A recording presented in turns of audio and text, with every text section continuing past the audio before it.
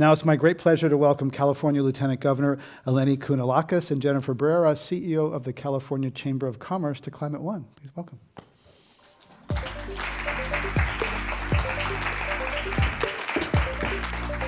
Good to see you. Thanks for coming. All right, well, thank you both. So Jennifer, let's get a baseline here. Decarbonization, moving to clean fuels, is that a good thing? Is that something that is good for business in California? Yes, well, thank you so much for having me here and to have a discussion about such an important topic.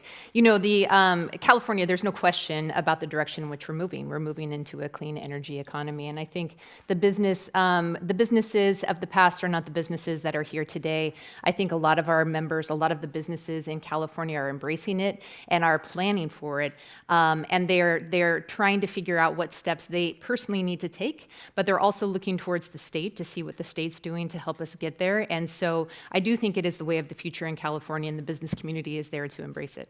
Right. So but there's questions about sort of pace and cost. Is that you say, yeah, we agree? Because sometimes there's greenwashing that happens. Like, oh, we all agree, on the clean energy future, but we're only putting 1% of our money into those investments. So is that right? Pace and cost are where the differences are? Well, I think it's certainly both of those are significant when we talk about this discussion. And when you say costs, of course, going and changing kind of how we energize this economy is going to be a cost. There's no question about it.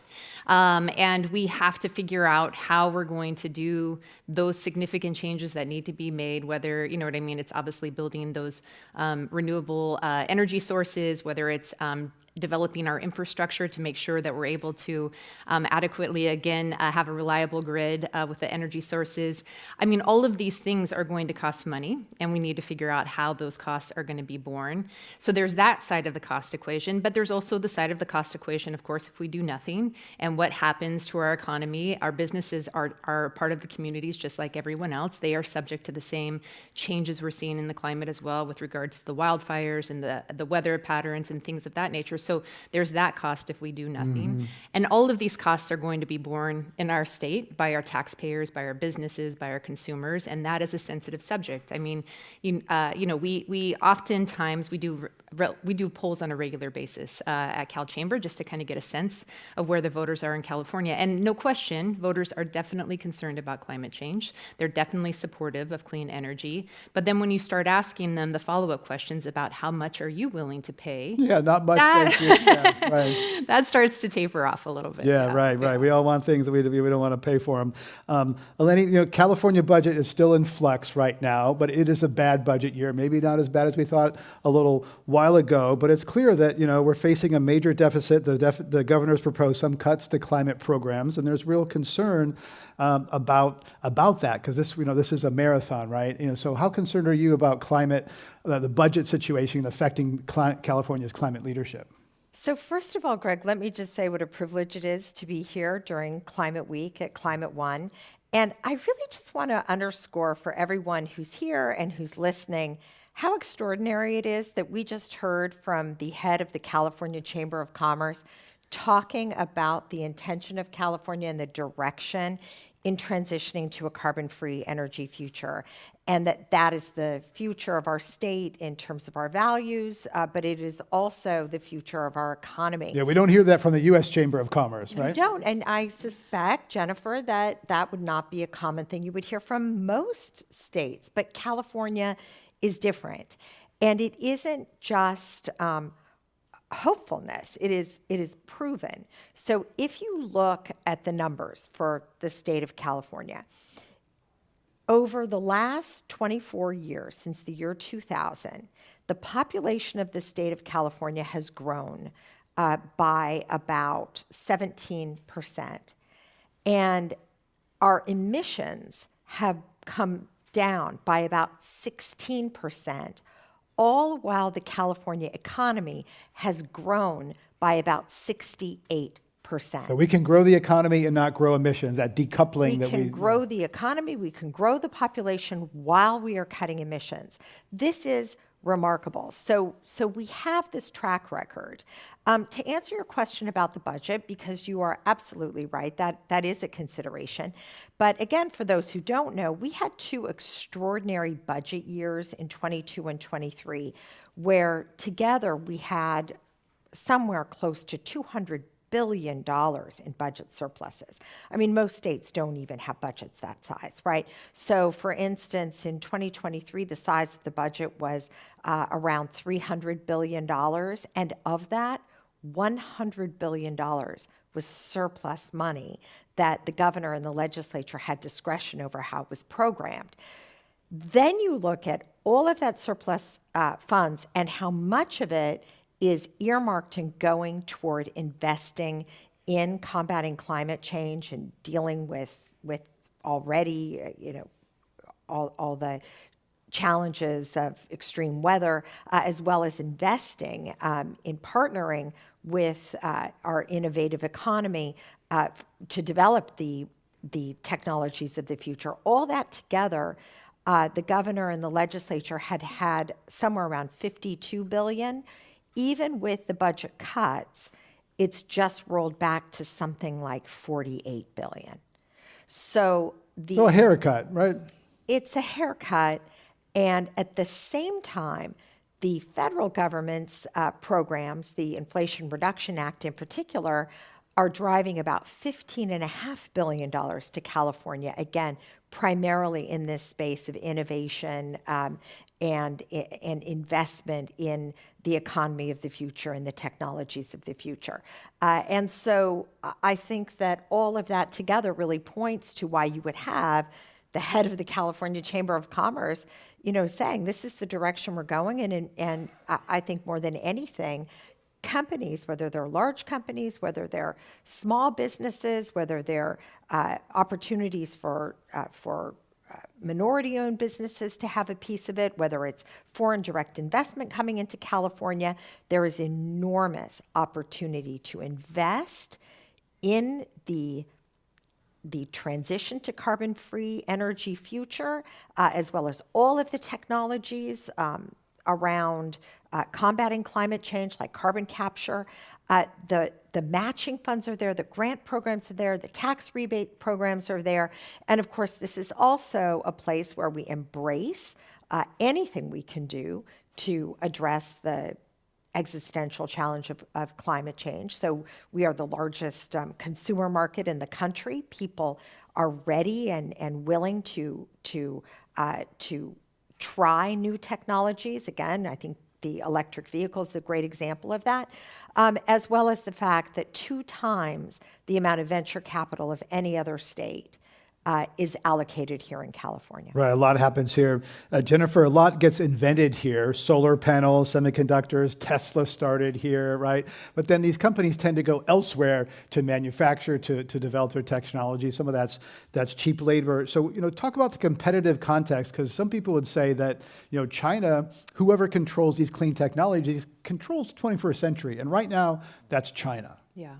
Well, certainly we are competing, obviously, on a national perspective with other states, but of course we're competing in the international markets with the clean energy technology and what is being developed. And we are an innovative state, and we're very proud of that. So we need to maintain that competitiveness and that innovation, and we need really to focus on how we can keep these companies in California, keep them here, but also attract them here. We want them to develop these technologies here. We want them to manufacture these products here. That's great paying jobs here in California, and we want to attract more of it. How do you do that? We are a high-cost state. There's no question about it.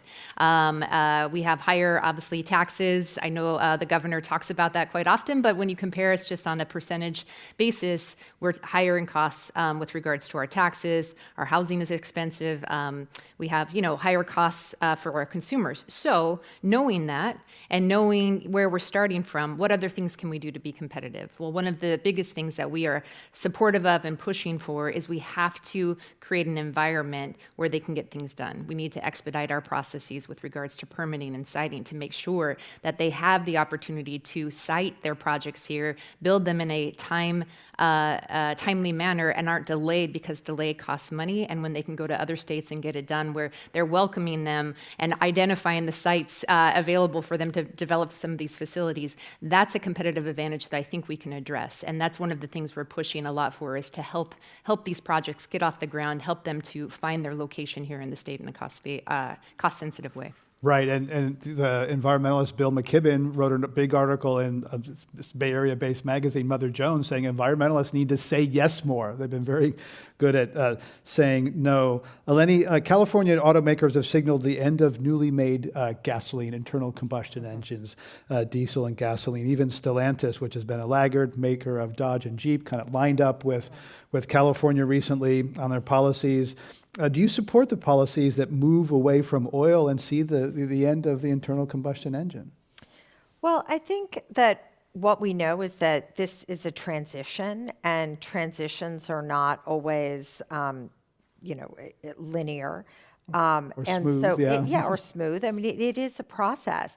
But look at where we are. You mentioned Tesla. Tesla received, billions of dollars in tax credits and rebates for those buying them, and all kinds of programs for it to get off the ground. Yeah, Elon Musk doesn't talk about that much, but government, Well, they wouldn't be here if the and- federal government didn't And he help. really pushes back. But, true, Elon Musk is not very grateful, but California did not ask for gratitude when we set those programs up. We wanted to seed innovation, and it worked. So today, about half of the electric vehicles in the United States are on the roads here in California. About 25% of the electric vehicles sold in California last year were zero-emission vehicles. And the governor signed an executive order that by 2035, all the cars sold in California need to be zero-emission vehicles. So we seeded the ability for a company like Tesla to take advantage of the opportunity here, and that has completely transformed the automotive industry. California should take credit for that. That wouldn't have happened in Detroit. If Detroit had their way, it wouldn't have happened. No question about it. But I also do think that, we were talking earlier about the cost of living here. The closer that we move toward implementation to get to our goals, the harder it is going to be, and the more people are going to notice that there are costs associated with it. So I think that government has to be mindful of it, and I think that California will be walking this line of showing our commitment to our goals, commitment to our policies, at the same time be aware of the experience of Californians as we get there. And what I mean by that is, you mentioned the cost of gas. It's in the lowest states, it's somewhere around $3.50. In California, it's about $5.50. PG&E up here serving Northern California, the rates have increased about 127% over 10 years. That's an average of 13% per year. I was on an airplane on Monday with a fellow who was flying back from Virginia, and he lives in the Valley and commutes into the city. And he said, I make good money, but I feel like I'm not doing as well as I should be for the amount that I make in my job. That is an experience that many Californians feel. And so I think, as Jennifer said, to stay on track and committed to these goals, we have to find other ways that we can find efficiencies and improve the ability for businesses to operate in ways that will ultimately have an impact on the ability of people to afford to be able to live in California. Right, and cost of living is a big issue here. Jennifer, California is a big oil producing state. Many people don't realize. Chevron and other oil companies are a big part of the Cal Chamber. What's your position on sort of this sunsetting of internal combustion engines, which is happening with a policy prod, and GM has said voluntarily, without any policy stick, said they're going in the same direction. So is the chamber on board with that? Yeah, it is, again, the executive order of the state that it's the combustion engines on 2035, all new cars will be zero emission vehicles. And so that's the executive order of the state, and that's what we're working with. We do have oil and gas companies as a part of our membership. And I think my perspective on it, and what I hope others will see, is that these companies are energy companies at the end of the day. And they are going to be a part of the conversation here in California for the foreseeable future. We are not in a place yet where we can operate our grid and support our transportation infrastructure without them. And we're not in a place yet, because we need to do all of this build out and infrastructure, where we will be in a place where we can be without them for again, the foreseeable future. They are partners. They have the resources to invest in a lot of this clean energy. They are investing in a lot of these clean energy technologies. And so again, I say at the outstate, to say they're just oil and gas companies, yes, they have been producers of oil and gas refineries, but they're energy companies. And they are shifting, like others are, with the direction that the state is going in. And I think they need to be recognized for being partners in this space. They also have an amazing workforce, an amazing skilled workforce that needs to be recognized for the skills that they contribute to this. They should have a seat at the table. I think they do. But this is a part of the discussion as well, is how do we take that existing workforce and start transitioning them and shifting them to these other technologies, and making sure that they have a place to go if that is the direction the state is heading. Right, and we did a whole episode, a climate one, on geothermal, which is actually an area that's growing, and that's an area where actually there are transferable skills from oil and gas, Yes. getting liquids out of the ground to getting gas out of the ground. Though on the investment side, yeah, they often say that they're investing in clean energy, but when you really look at their numbers, it's like 1 or 2% of their capital expenditures are actually going toward renewables. You could debate whether carbon capture is clean, et cetera. So I think, and some studies have shown that they spend more on advertising clean energy than actually investing in the clean energy. But we'll move on. Eleni, I'd like to ask you, how has climate change personally affected you? We've seen fires in this state. I admit that I live in North San Francisco like you do, and some people, I saw something I never thought I'd see, which is home insurers canceling home insurance in a very urban area because of fire risk, because we're near a park with a bunch of trees. And I was like, wow, I didn't see that coming. I never thought fire insurance would be canceled in San Francisco. So how has it affected you? Well, I represent 39 million Californians. It's my job to see how climate change is affecting everyone in our state. Extreme weather has wreaked havoc on the state of California. We have had some of the most severe wildfires, not just in the recorded history of California, but even researchers that can go back and look at, rings on trees, that this is an unprecedented. Biblical profile. Yeah. Biblical. I mean, you talk to firefighters and they will tell you about fire tornadoes. Up in Paradise, the terrible loss of life up in Paradise, the fire traveled at a rate of a football field per second, throwing debris a mile ahead. And so we have learned a lot. 4 of the most catastrophic wildfires in our history have happened, 6 of them just in the last 4 years. So we've learned a lot. And one of the things, really the fundamental thing that we now know, is that you have to find the fires early and you have to put them out quickly. Because if a fire breaks out in a windy part of the state at a windy time, it will become out of control very, very quickly. And at that point, even with all of the investments in airplanes and all kinds of things, it's very difficult to bring them back under control. So massive investments in everything from working with NOAA on weather patterns to know where is it going to be windy, forward deploying an enormous amount of additional equipment and personnel, and then, of course, systems to be able to spot wildfires. All of this is happening, and it's very helpful, but we still are very much at risk. Personally, I can tell you, I was here in San Francisco several times when we had air purifiers going full blast in our apartment and we still couldn't breathe, and it was terrifying. The other thing is that it is seriously impacting our water supply. So we had 5 years of drought, which I'll tell you, 2 years ago, before it started, the atmospheric rivers started coming in January, around, I guess, December of 22, January of 23.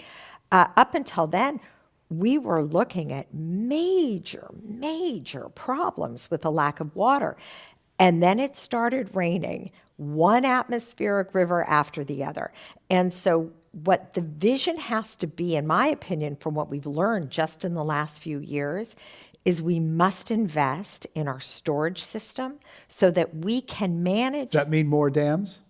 It means so there's one reservoir that people are very hopeful about, the Sites Reservoir. It is a major project. So bigger. But we have all kinds of existing reservoirs that could be expanded in order to be able to basically hold more water. But the other thing that we know a lot more about is groundwater recharge. So being able to get water in the ground during the rainy times, either by basically just spreading it all over. Flooding fields. Or actually putting it right back into the aquifer. These are really, I think, the areas that we're going to have to invest. But one word on insurance. We are in a crisis right now. We got some good news yesterday that maybe Allstate will be rewriting contracts here in California, policies in I California. never thought I'd care so much about insurance companies. It's kind of like we need them, we like them, right? It's Well, like, here's what I think it's important for people to know. There is a major negotiation going on right now on how to model insurance, and what is at stake is potentially much higher insurance rates. yeah, people don't want to pay the true risk of where we are. They don't People want to. want insurance, but if don't wanna pay government basically rolls over at this point, they're going to be able to get those policies, but at very, very high levels. And so I encourage people to look at the FAIR plans. But I will say, I think that this is maybe top 2 or 3 right now between the legislature and the governor to come to some kind of an agreement. Right, because it's astounding whether that's all put on the public balance sheet or what happens to that. But Jennifer, I want to ask you personally, because we talk about policies, et cetera. Climate's a very human and personal experience. How does climate risk and these severe events touch you when you're going about your life and thinking about like the climate risk real and now? I mean, everybody's impacted in some way by it personally. So separating myself, obviously, from my job where I talk about climate change quite often. Personally, I mean, a good friend lived in Paradise and their house burnt down. So personally, know someone very close that was a part of that, escaped. Their neighbor next to them was not so lucky to escape that. Wow. So personally, I have connections to the Paradise fire. But aside from that, I mean, I was in Los Angeles when this last year when that storm hit, and it was nonstop rain in LA, and my husband and I were there, and we walked out, and I mean, it was flooding in the streets, and we both were like, when in our lifetime, and we're both from California, lived here the entire time, when in our lifetime have we ever seen rain like this in Southern California? It's amazing. So we're on that side, but I will also say, and I didn't have a chance to share this with you, I just recently am an EV car purchaser in our family, thank you. And I drove here very recent, and I was like, I'm just gonna drive because I've been driving around Sacramento, and I was like, well, I have a little bit extra time, let me go and charge, and do that. And I pulled up to the charger, and the charger wasn't working. And then I went to a second charger, and that charger wasn't working. So I have the opposite side where we need, if we're going to make this transition, if we're going to deal with these extreme weather patterns, then we need to do the investment on the other side to make sure that consumers experience the transition is without obstacle, because as soon as consumers hit that resistance, you're going to see resistance to kind of some of this change. And so those are my 2 personal experiences, but others. And I also will say I have children, and I'm very concerned, of course, about what the climate change will be for the future. And so it is a personal issue for me in addition to my job. Right, charger reliability is a real issue. In fact, partly a failure of government, actually. When VW got busted, they said they had to put in some chargers, and the Air Board said, you got to put in these chargers. They didn't say you have to make sure they work and maintain them. They just said build them. And so we're left with that. But they say they're fixing that. Eleni, a lot of this is over, the central, like who pays and who's responsible, right? And so some will say that corporations caused this problem. PG&E, didn't invest where they should have. They gave, executive bonuses. They didn't harden and upgrade their systems. So how do we balance this payment? There's others would say like consumers can't pay, right? This is all, can't put it on us. People are screaming at legislators right now. Electric rates are really high. How do we, equitably pay for harms past and harms coming our way? Wow. Well, these really are the questions ahead of us. I am very hopeful that these major investments that I talked about earlier, $48 billion, again, that's taxpayer money, that has been allocated over the last few years into all these various things, but mostly into tax credit programs to leverage the innovation in the state and the many people who, students on campuses, researchers at the University of California who are dedicated to being out in front to be able to use those resources in order to be able to do so much more through the market, through the private sector in order to be able to bring those technologies to us. But I also think that the pressure is mounting, and we know this. We've seen it in a lot of cranky voters. People that really pressure is mounting, and that is going to be something we have to deal with. But I can point to one area where we were able to find some flexibility, and that was when the Biden administration came into office. Jennifer Granholm, who's Secretary of Energy, known, of course, as the former governor of Michigan, but she'd been living and working in Berkeley, at UC Berkeley, for many years. And the very first time that I had the opportunity to see her right after COVID restrictions lifted enough that we could meet in person, the first thing she said is that if we are going to be able to continue in this transition in an affordable way, and we're going to have to make sure that we're ready, and therefore we have to look at some of our nuclear power plants and see if we need to extend the life. And I had the opportunity to work with her, the governor's office, the legislature. I'm the chair of the State Lands Commission. We took the decision to extend the life of Diablo Canyon Nuclear Power Plant in California in order to be able to make sure. I mean, it was supposed to sunset in 2026. It's going to be online for another 10 years.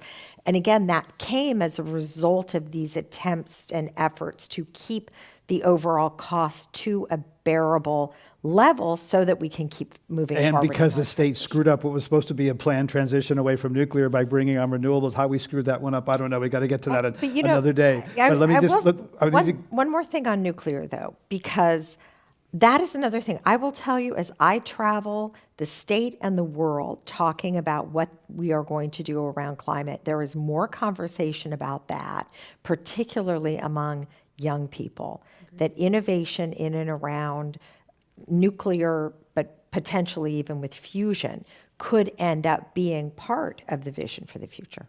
Right. Okay. Thanks for that. So, Jennifer, on the sort of cost sharing question, Pacific Gas and Electric was a progressive climate forward company when I started having climate conversations 15 years ago, and somehow they missed how climate would affect. They left the U.S. Chamber of Commerce over climate policy. They missed how climate would affect their own operations. They went bankrupt. Now we have this crisis where rates have gone up 100-something% in a few years, and businesses are hurting, consumers are hurting, and yet some people would say, well, shareholders ought to pay some of that, right? Because you made bad business decisions. So with that as an example, how do you think we balance this need for paying for past costs and future costs, and whether, who pays for that? Shareholders, companies, taxpayers?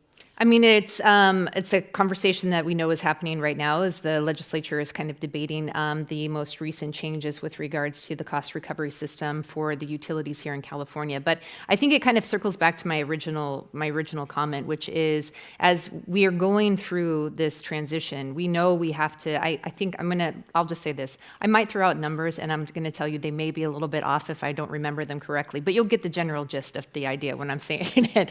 We know that we have to increase the capacity on our grid. And I think I saw numbers, this is where it gets a little hesitant.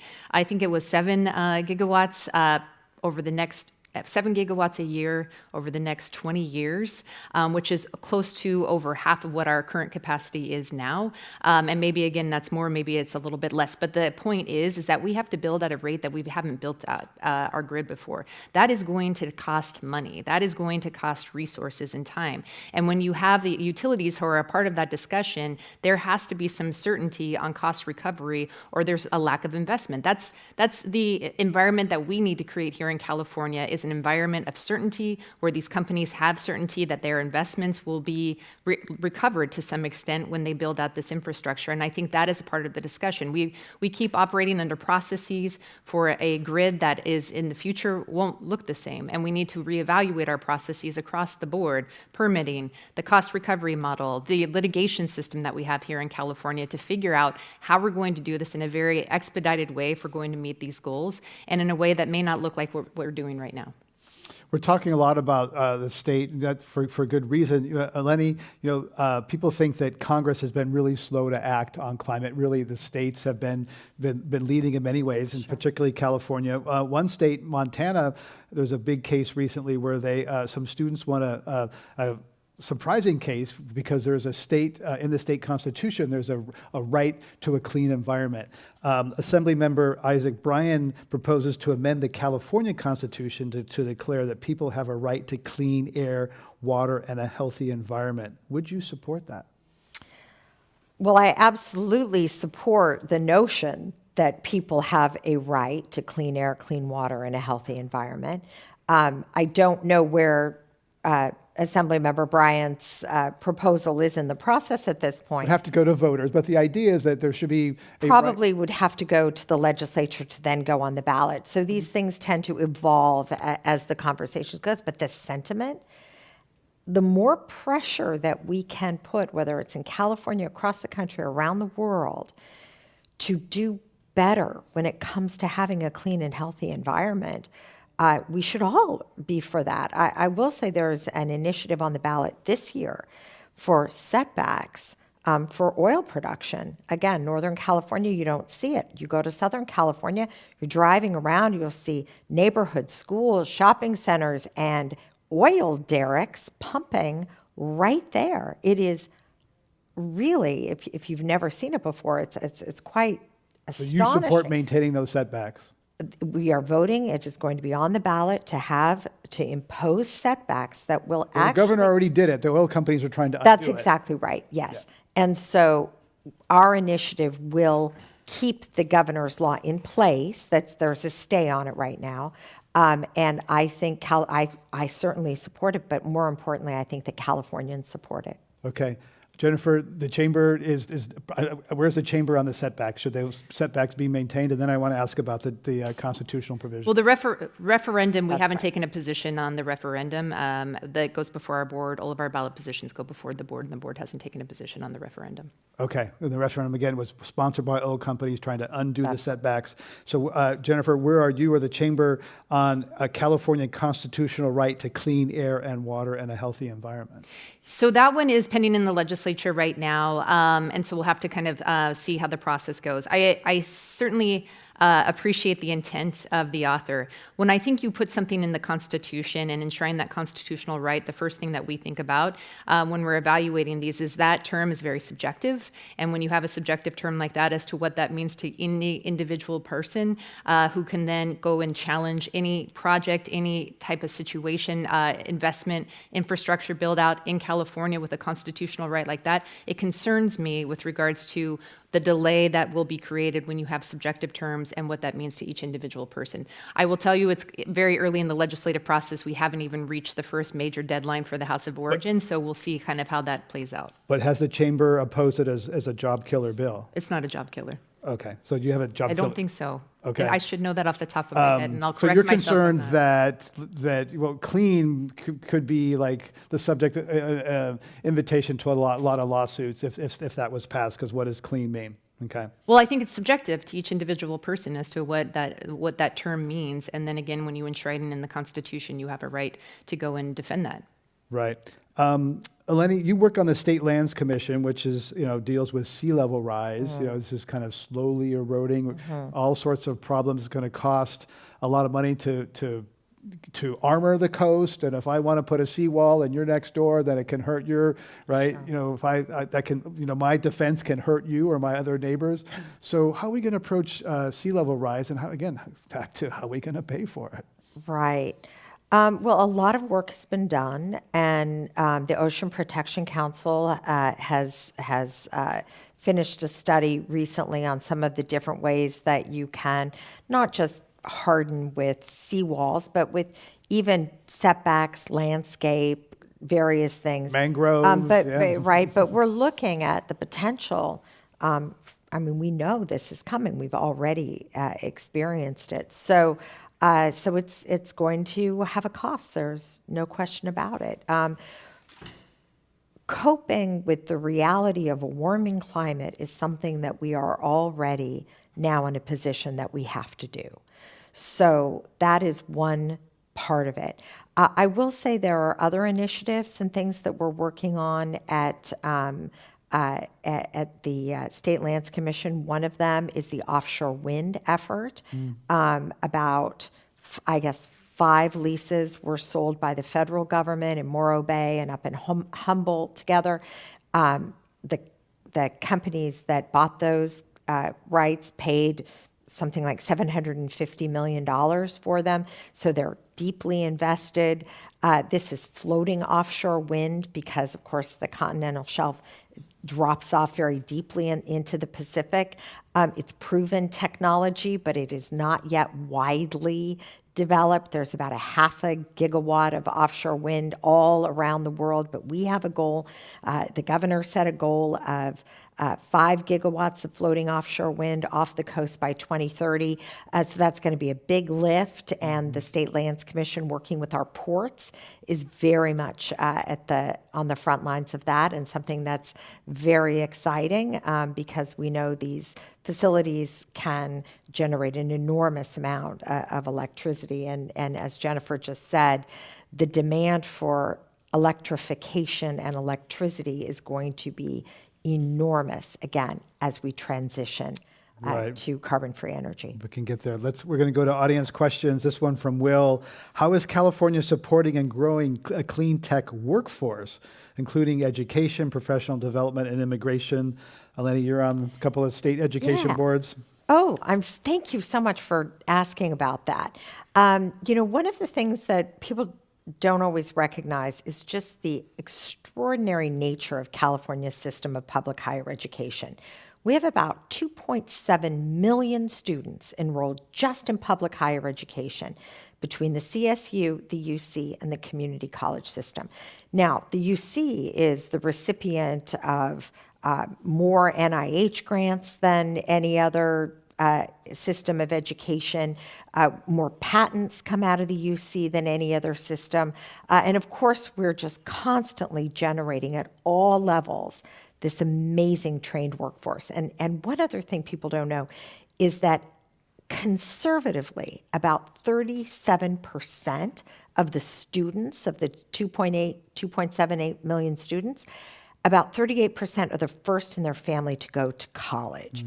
So you've got ambitious, energetic, scrappy young people going into our system of public higher ed, and they're looking for where those jobs are and where those opportunities are. So I'm very bullish about how we are training and preparing the next generation for these jobs, but there's a lot more that we have to do, because we have talked, whether it's building water infrastructure, building the electric grid out, building offshore wind. Of course, we have a housing crisis. We have to build a lot more housing. Money doesn't build things. People build things. And we do have a lot of work to do to expand apprenticeship programs in construction, as well as recognizing that a lot of things that we build have a big tech component. So making sure that those skills are also attained through our system as well is a big challenge. But we have this higher ed infrastructure in our state that if it is managed properly, we do have the ability to train the workforce that we're going to need. Right, and there's an exciting new national AmeriCorps program that's directing all sorts of people, kind of a Peace Corps no, it's Climate Corps, sorry. It's a Climate Corps national program. Jennifer, Grant has a question for you. What examples of oil and gas companies actually transitioning to energy companies would you highlight? I think their research and investment in the hydrogen space, and specifically with the carbon capture space, is something are the two components that I think are resources that they are investing in. I think when we talk about it, and I know there's dispute and discussion going on about carbon capture, but when you look at it, our perspective is that if we have a chance to meet any of these goals, you need to have all technologies on the table as options to utilize, because we really do. I think even the California Air Resources Board scoping plan acknowledged that we need to have all these technologies on the table. So those are the two that I would highlight. Right, though carbon capture is not economic today, right? It requires huge subsidies. Bush 2 canceled a big federal program. That's been kind of out there for a long time. Some people think it's a false promise because it's technologically possible, but it's just not economic. Well, I think that's where you have to go back and look at the partners that have these resources to invest in this, and there's are some of the companies that do have the resources that can invest in this technology. Right, though even rich companies need government subsidies for something that big. We have a question from Nadine. To help solve the wildfire and insurance crisis, could we better incentivize home hardening and help homeowners create fire-resistant and ember-resistant homes?